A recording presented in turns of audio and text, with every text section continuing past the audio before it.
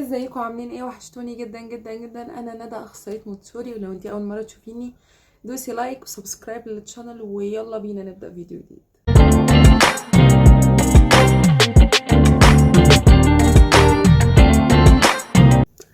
ازيكم يا ولاد، عاملين ايه؟ وحشتوني.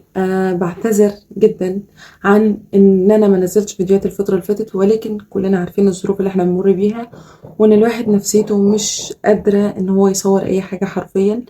وبجد يعني كان الله في عون اخواتنا اللي في غزة واللي في فلسطين، ودعواتنا ليهم.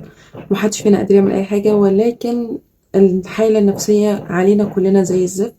فعشان كده أنا ما كنتش قادرة أصور وما زلت، ولكن انتوا مالكوش ذنب. في بنات كتير تايهة، وفي بنات كتير عمالة تبعتلي على الانستجرام إن هي نفسيتها تعبانة، وإن هي مخنوقة، وإن هي يعني دخلت الكلية. ده الفيديو اللي أنا جاي عشانه. إنه في بنات كتير دخلت الجامعة وهي مش راضية عن نفسها، أو مش راضية عن قرارها، ومش مبسوطة، وكان حلمها حاجات كتير. بصوا، عشان نتكلم في النقطة دي هحكي لكم قصتي أنا الأول. أولا، أنا دخلت كلية تربية طفولة وأنا ما أعرفش عنها أي حاجة بتاتا. لا أعرف إن هي محتواها عن إيه، ولا عن طفل، ولا عن كبير، ولا عن تدريس، ولا أي حاجة. تمام. أنا قصتي بدأت إن أنا بنوتة كنت في علم علوم، وكان حلمي صيدلة، وقلت يوم ما الدنيا تعك معايا هدخل علوم. كلنا بنقول نفس الجملة. ومع ذلك الحمد لله الحمد لله ما جبتش المجموع اللي انا كان نفسي فيه. انا كنت السنه اللي هي اتفتحت فيها جامعه الاهليه جبت مجموع عالي، جبت تقريبا 90%، 90.2 من 10. ولكن كان ساعتها ما يجيبوش اي حاجه. فانا كان بالنسبه لي صدمه كبيره جدا، لان انا كنت متوقعه ان انا يعني هجيب 97، 97 ونص. وكل اللي حواليا كانوا شايفين كده، وشايفين ان انا استاهل اكتر من كده. وما جيت اعمل تظلم ما جاليش الدرجات بتاعتي. خلينا واقعيين. وبعدها سقف احلامي وقع عليا زي ما بيقولوا، جالي اكتئاب، تعبت جدا، محاليل تعب. فضلت 3 شهور مش عارفه انا عايزه ايه، عياط وبهدله. بس لان انا تقريبا ما كنتش بنافس ثانويه عامه. انا مش شخص خد سنه اخر سنه اللي هو جد، انا شخص خدت 3 سنين طحن. فانا من الناس اللي لو رجع بيها الزمن عمرها ما هتعمل اكتر من اللي عملته. بدليل ان انا والدتي سالتني السؤال ده، قالت لي انت لو رجع بيك الزمن تعملي اكتر؟ قلت لها لا، مش هعمل اكتر من اللي عملته. عشان كده ما تزعلوش. مش قادره اقول لكم ما تزعلوش، لان انا فعلا كنت زعلانه ساعتها قوي قوي. دخلت الكليه دي وانا خلاص، اللي هم اصلا اللي كانوا اختاروها لي. يعني هو انا بالنسبه لي خلاص انا فقدت كل حاجه. وانا شخص كمان جاله كليه صيدله بره، ووالدتي ما وافقتش. قالت لك لا، يا المنصوره يا مش هتروحي بره المنصوره. فده كان بالنسبه لي لود زياده عليا. فكانت حاجه بالنسبه لي صعبه قوي. فجيت دخلت الجامعه وانا شخص كارهها وكاره اي حاجه. حتى القسم بتاع منصوري اللي انا دخلته صدفه. انا حتى ما كنتش عارفه اقسام الجامعه ايه، ولا قرات عنها، ولا اي حاجه خالص. انا دخلت لقيت استاذ احمد بتاع الشؤون قال لي في قسم مفتوح جديد دخلته. اللي هو ايه، اي حاجه يعني، انا كده كده مش فارقه، انتوا عايزين ندخل القسم ده قشطه تمام يلا. كنت تعرفي والله ما كنت اعرف حتى بتاع الشؤون، انا بسجل وقال لي كده فخلاص قشطه. ففضلت سنه اولى كامله، جبت في سنه اولى امتياز، ولكن جالي كورونا وكنت تعبانه جدا. جيت في سنه تانية بابايا توفى، وجات لي كورونا من الدرجه الرابعه. انا جالي تقريبا 6 مرات كورونا، كنت حرفيا بموت. ومع ذلك كنت بجيب امتياز، لان انا كنت بذاكر وبمتحن، كنت بذاكر وبمتحن. وكان حصل لي مشاكل كتير في اول سنتين، وكره الجامعه وكره الكليه ومش حابه اي حاجه. جيت في سنه ثالثه، قعدت كل ما حد يجي يسالني انا راضيه انا راضيه انا راضيه. ودخلت سنه تمريض، دخلت سنتين تمريض جنب الجامعه عشان انا مش راضيه، ولكن من جوايا بقول انا راضيه.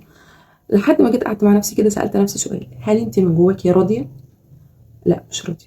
لا مش راضيه باللي ربنا جابهولك، بدليل ان انت عماله تعافري في طريق تاني. انا دخلت تمريض في سنه تانية جامعه، تمريض جنب الجامعه، عشان خاطر اثبت لنفسي ان انا مكاني مش هنا. وما دخلت تمريض واتعاملت وسط الناس التعبانه والعيانه والدم والحوادث، وحطيت نفسي في اللوب ده، عرفت ان انا مش قد الموضوع ده. انا مش قد تعب القلب والاعصاب اللي الممرض بيقعد عليه. وانا مش قد ان انا اشوف المناظر دي كل يوم. ومش قد ان انا اشتغل شغلانه تتعب نفسيتي بالمنظر ده. وكان ساعتها بابايا كمان متوفي، فانا كنت ساعتها يعني شخص ما مش بتحمل اي حاجه.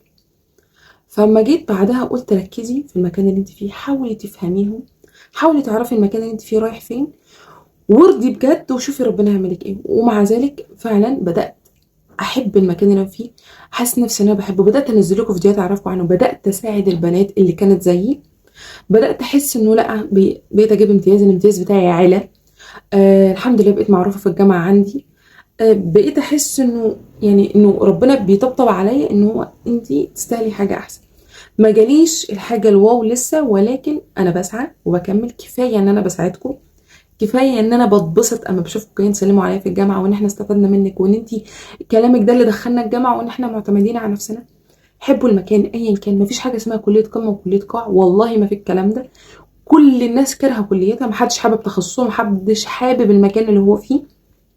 حتى لو دخلوا بارادته بيواجه فيه مشاكل كتير جدا انتي وانا ما نعرفش عنها اي حاجه. فما بنقعد كلنا في الشغل بنكتشف ان كلنا زي بعض، مفيش حد فينا احسن من التاني، مفيش حد فينا مستريح عن التاني. فدي المعلومه اللي انتي لازم تعرفيها ولازم تاخدي بالك منها كويس قوي. مفيش حد مرتاح، مفيش حد شغلانته واو، ولكن في حد مؤثر وناجح وفي حد لا. فانتي مهما اتحطيتي في اي شغلانه ان ما كنتيش شخص مؤثر وناجح فيها، يبقى ما تشتغليش. حتى لو انتي هتقولي ان انا فضلت في الاربع سنين ومش متاقلمه، اعملي كارير شيفت وابدأي في حاجه تانية، ولكن حاولي تهدي نفسيتك عشان تقدري تكملي. يا رب يكون الفيديو فاتكم. اسفه لو انا طولت عليكم، بس في بنات كتير كلمتني على الانستجرام وكان لازم انزل لهم الفيديو ده. انا بحبكم. اي حد بعت اي حاجه على الانستجرام هرد عليها، اي حد محتاج اي حاجه يبعت لي على الانستا انا برد. وعلى فكره انا في عندي مشكله انه انا التيك توك بتاعي اتقفل. هو الحساب موجود وكل حاجه، ولكن انا جيت انزل فيديو لفلسطين، هم قفلوا الاكونت. مش عارفه اوصل ليه تاني. الاكونت موجود ولكن مش عارفه اوصله، فممكن يبقى دي مشكله ان انا اضطر اعمل اكونت جديد عشان مش عارفه افتحه تاني. فدعواتكم بجد محتاجه منكم انكم تشيروا الفيديو على قد ما تقدروا. تكتبوا لي كومنت حلو تحت. تسيبوا لي اي اسئله عندكم وانا هرد عليها. اتمنى بجد بجد بجد ان انتوا تشيروا الفيديو، عشان في بنات كتير نفسيتها تعبانه جدا. محتاجين اي حاجه ابعتولي على الانستا، اعملي لايك وفولو، واشوفكم في فيديو جديد. سلام.